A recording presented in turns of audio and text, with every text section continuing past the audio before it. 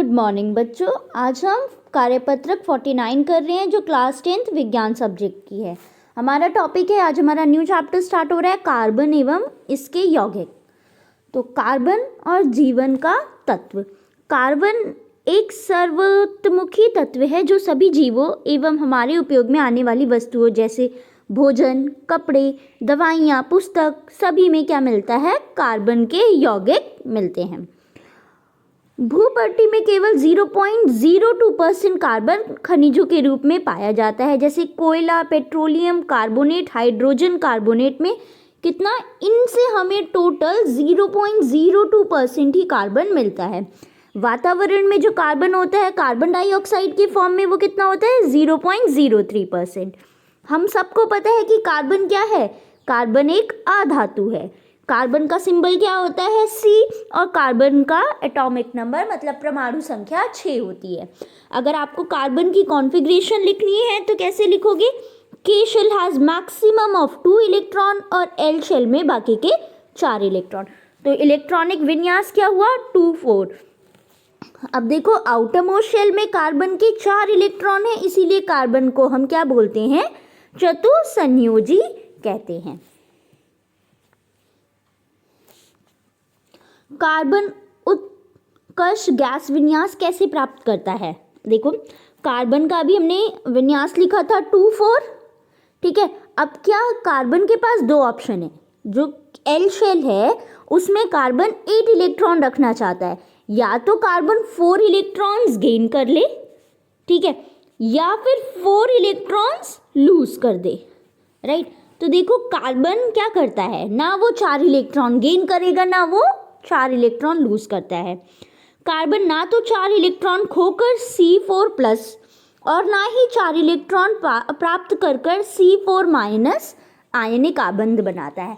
मतलब कार्बन आयनिक आबंध नहीं बनाता।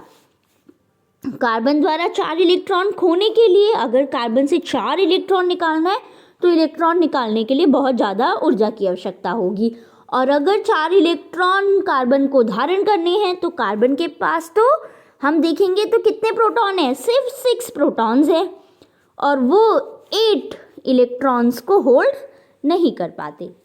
तो कार्बन अपने अन्य परमाणुओं तथा अन्य तत्वों के परमाणुओं के साथ संयोजकता इलेक्ट्रॉन की साझेदारी कर इस समस्या को सुलझाता है।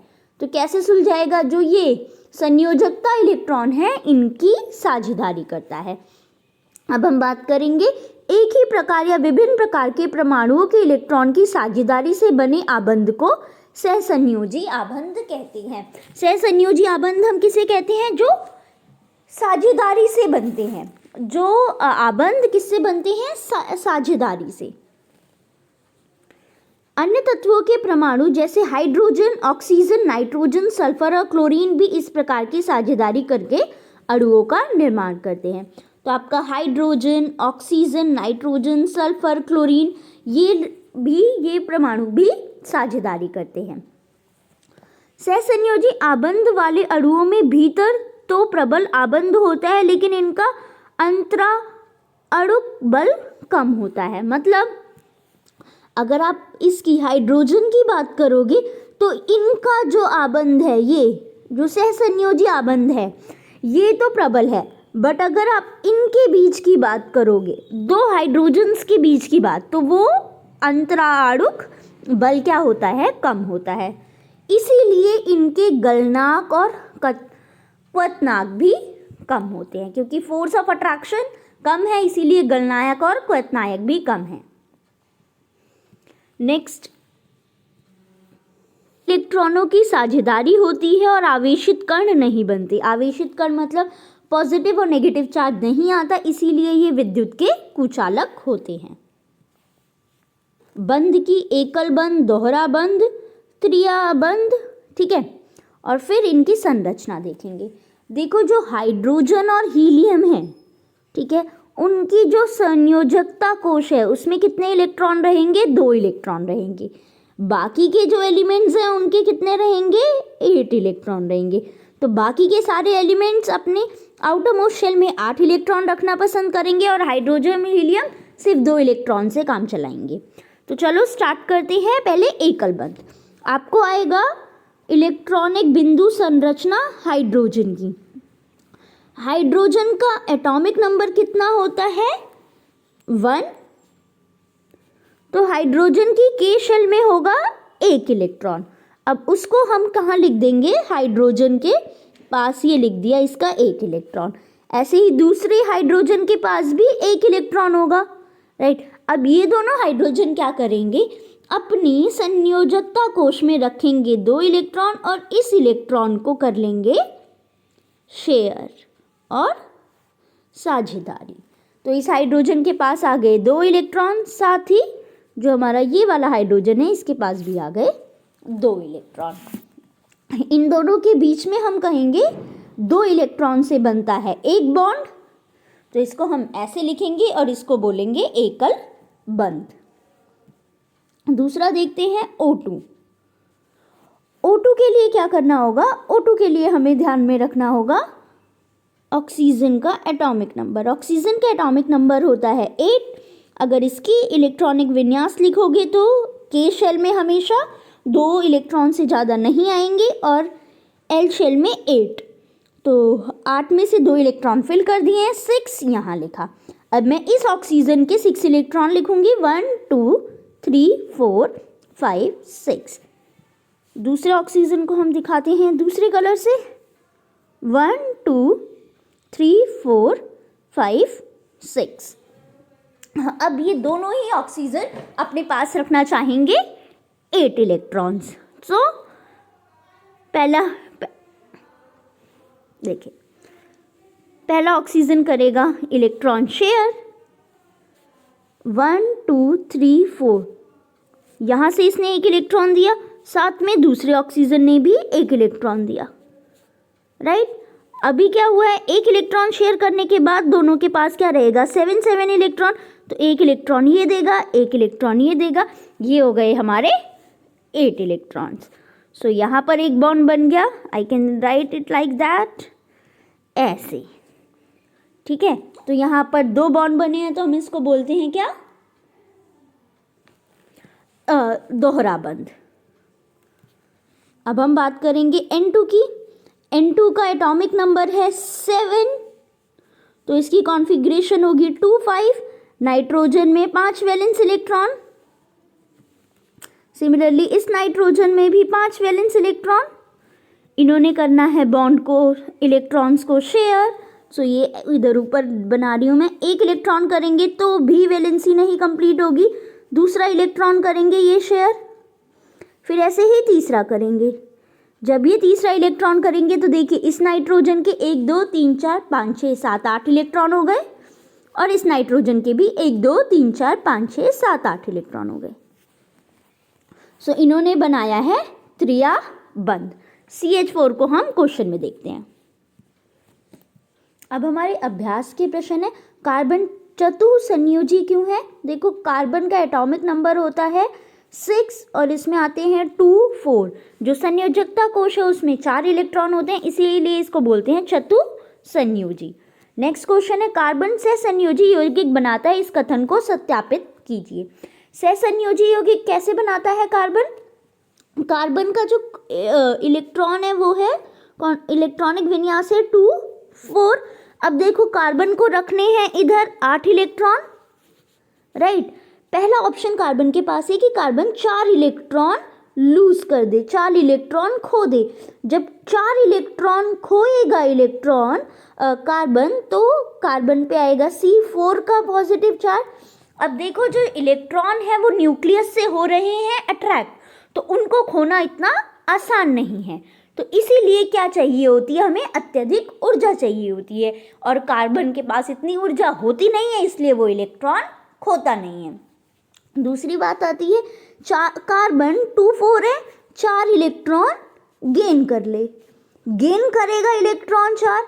तो देखो अगर कार्बन का एटॉमिक नंबर 6 है तो कार्बन के पास प्रोटॉन भी कितने हैं? 6 हैं। अब 6 प्रोटॉन को अट्रैक्ट करना है 8 इलेक्ट्रॉन के लिए, ये भी होता है मुश्किल काम। तो कार्बन क्या करता है? कार्बन ना इलेक्ट्रॉन खोता है ना इलेक्ट्रॉन गेन गेन करता है। वो क्या करता है? कार्बन करता है शेयरिंग। साथ वाले से बोलेगा एक इलेक्ट्रॉन तुम दो और एक इलेक्ट्रॉन मैं दूंगा, और हम दोनों इन इलेक्ट्रॉन्स को आपस में शेयर कर लेते हैं। सो नेक्स्ट क्वेश्चन है, सहसंयोजी यौगिक के 3 भौतिक गुण लिखिए। सहसंयोजी यौगिक के 3 भौतिक गुण होते हैं कि ये विद्युत के कुचालक होते हैं क्योंकि आयंस नहीं बनते, गलनांक और क्वथनांक कम होता है, और ये नर्म और लचीले होते हैं। ये सहसंयोजी यौगिक विद्युत के कुचालक क्यों होते हैं? क्योंकि यहाँ सहसंयोजी यौगिक में इलेक्ट्रॉनों की साझेदारी होती है और आवेशित कण मतलब आयंस नहीं बनते, और आयंस नहीं फॉर्म होंगे तो विद्युत के कुचालक ही होंगे। विद्युत का सुचालक होने के लिए हमें इलेक्ट्रॉन्स चाहिए होते हैं या फिर आयंस चाहिए होते हैं, और ये दोनों ही यहाँ नहीं मिलते। 5th देखिए, बिंदु संरचना लिखनी है H2O। अब आपको पता है हाइड्रोजन के वैलेंस शेल में होता है 1 इलेक्ट्रॉन और ऑक्सीजन के पास होते हैं 6 इलेक्ट्रॉन्स। यहाँ पर फिर हमने लिखा हाइड्रोजन, ठीक है। तो H2 है इसलिए 2 हाइड्रोजन के एटम है। अब ये क्या करेंगे, ये अपने इलेक्ट्रॉन कर लेंगे इससे ऑक्सीजन के साथ शेयर। तो ये हाइड्रोजन अपना 1 इलेक्ट्रॉन इधर बीच में देगा,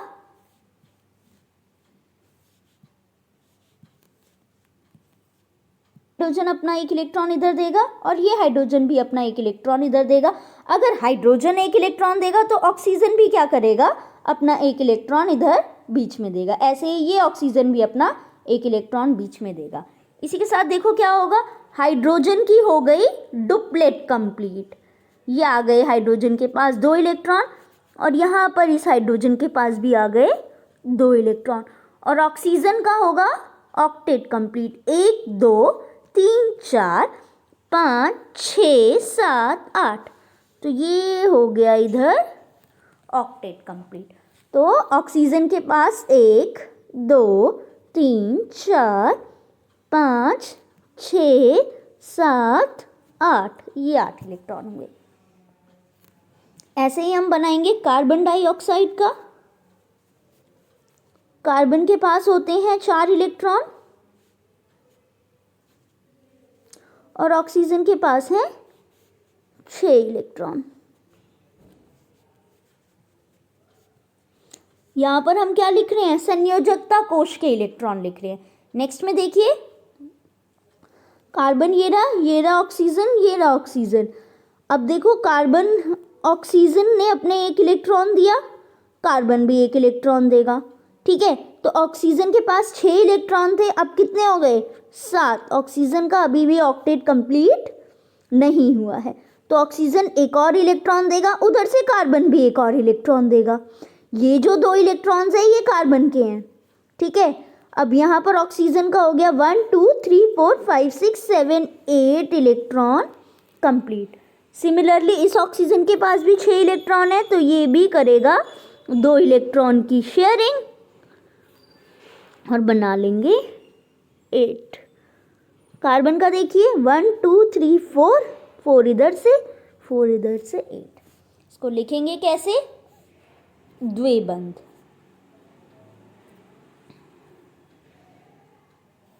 नेक्स्ट देखो, नेक्स्ट है हमारा CH4 मीथेन। कार्बन के पास हैं 4 इलेक्ट्रॉन और हाइड्रोजन के हैं हमारे पास 4 एटम, और ये 1 इलेक्ट्रॉन करेंगे कार्बन के साथ शेयर।